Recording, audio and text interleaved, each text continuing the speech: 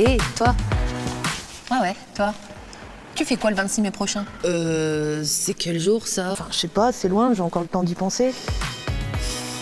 Sais-tu que ce sont les élections européennes en France,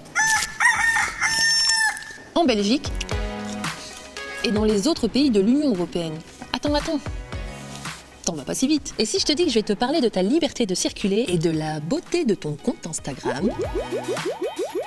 Ou d'étudier à l'étranger? Buongiorno, principessa. Fine d'art. De la protection de tes données personnelles et de ton historique internet, de la non-discrimination, Ou encore du réchauffement climatique.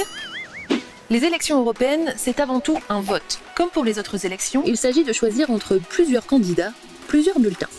Une fois ces votes récoltés et comptés, les candidats sont élus. Le nombre de députés par pays dépend de la taille de sa population. Ainsi, la France a 79 députés, 79.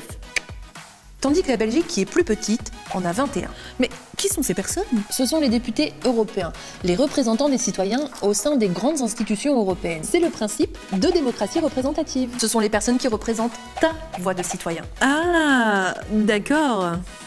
Mais où siègent ces personnes? Les 705 députés des 27 États membres siègent au Parlement européen qui a des bureaux à Strasbourg, au Luxembourg et à Bruxelles.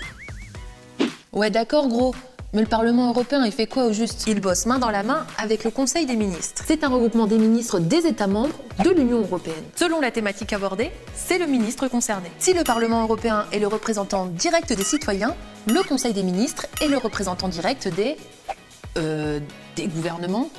Exactement. Le travail du Parlement européen se concentre sur 3 grandes actions. Il influe sur la politique, il a un pouvoir de contrôle démocratique et il vote des lois. Et c'est ça qui nous intéresse ici.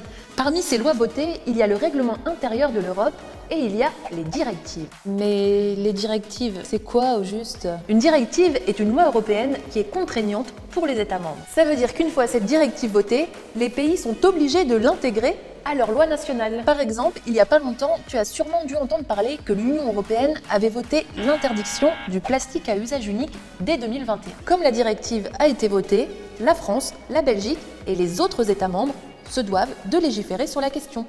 Est-ce que tu vois où je veux en venir? Si aujourd'hui tu peux aller étudier à Barcelone, passer la frontière franco-belge sans faire la queue au contrôle ou éviter d'être discriminé à l'embauche, c'est parce que des gens ont voté aux élections européennes et ont élu des députés. Ces mêmes députés qui ont voté des directives européennes, qui ont, elles, généré des lois dans ton pays. Des lois qui impactent ton quotidien. Est-ce que tu comprends mieux l'importance de ce vote maintenant? Le 26 mai, ton vote compte. Voter aux élections européennes, c'est la façon la plus simple d'influencer nos politiques en choisissant la personne qui fera remonter nos points de vue et nos priorités sur l'emploi, La liberté de la circulation ou d'étudier, les droits sociaux, Le climat, la protection de tes données personnelles et tant d'autres choses, voyez-vous. Tu peux également influencer tes représentants en leur envoyant directement un email ou en les appelant pour partager tes points de vue et tes propositions ou encore participer aux consultations citoyennes près de chez toi pour faire part de ton avis. on te donne rendez-vous le jeudi 18 avril dès 17h15 à la Chambre de commerce de Lille pour un grand événement de consultation citoyenne où citoyens, politiques et influenceurs pourront échanger, discuter et imaginer autour de l'Europe de demain.